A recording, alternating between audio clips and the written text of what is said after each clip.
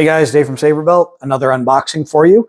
This is the Sabine Wren lightsaber from LGT in a weathered finish. After seeing the show, I realized that the clean was just not the right one. So I went ahead and I ordered it up in a weathered finish. There it is. I was kind of expecting a little more weathering, to be honest.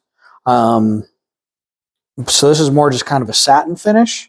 This could probably stand a little bit more weathering. There are definitely some changes. This is their V2 version. For example, on the end, or the pommel end, this piece actually unscrews out of the speaker grill area. Not sure why they decided to go that route. Maybe it's for display purposes to try to hide the speaker. I'm not 100% sure. But yeah. This is actually really nice. One of my complaints with the V1 was all the sharp edges. They're gone. They moved the switch. It's no longer here. This is just strictly decoration. This is the switch. You can either push down or give it a twist, and it does the same. This is a one-button Proffie, not two, so everything's controlled from a single button.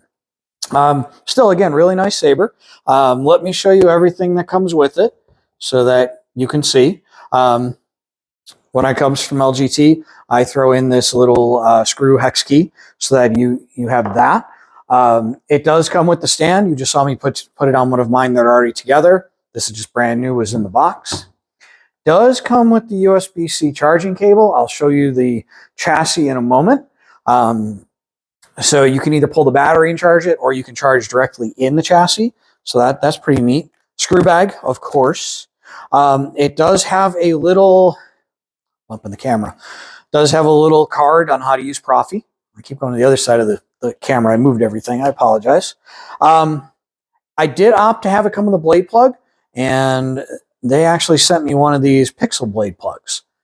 Not sure how I feel about that. It doesn't necessarily match the aesthetic of the saber, but it was included.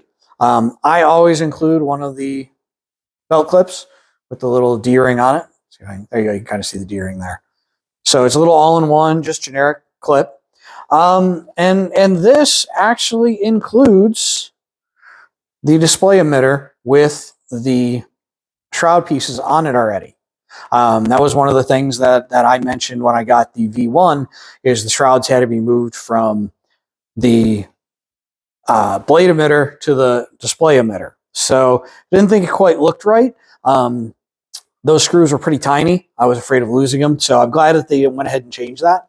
And then I'm just reusing my 32-inch blade from my my other saber that I had. I am, for those that are paying attention, that one is for January of 2024. That one is a giveaway, so somebody can win that V1 lightsaber from LGT. Really nice. Going to make somebody really happy. It is in XenPixel.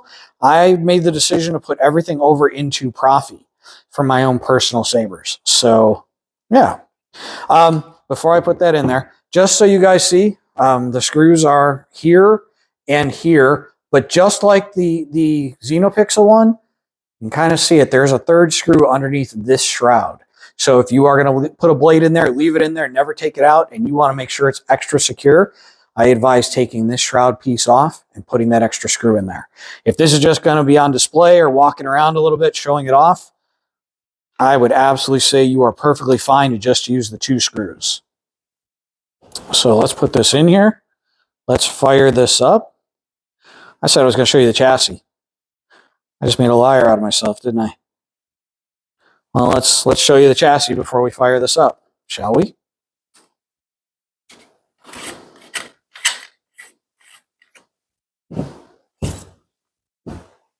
Typical LGT chassis at this point. There's your Proffie board. There is the on-off switch, kill switch, battery, USB-C charger, speakers underneath the inside of the chassis. I've been waiting for this day for a long time. Now, this is going to have just the stock load. I have not done anything to it at this point. And just like the other sabers that I review from them, I'm noticing that there is no lineup at all needed for this chassis. I'm in the habit of always putting the board facing the switch. So That's how I make sure everything is installed without a problem. And I have never had an alignment issue. So there we go. So again, you can rotate this switch or you can press the switch and it will turn the saber on. That's a Kylo Ren font. And you hold it for a second and it'll turn off.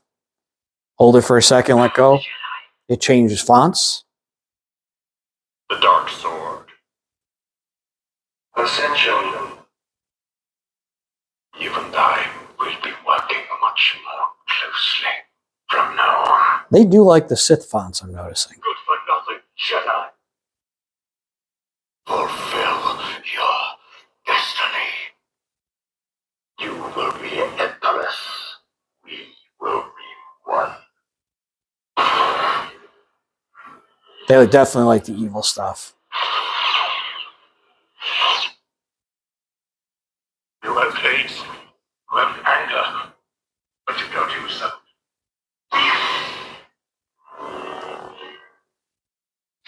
Let's see. Oh, I have a bad feeling about this. Obi-Wan. Can't go wrong with the blue.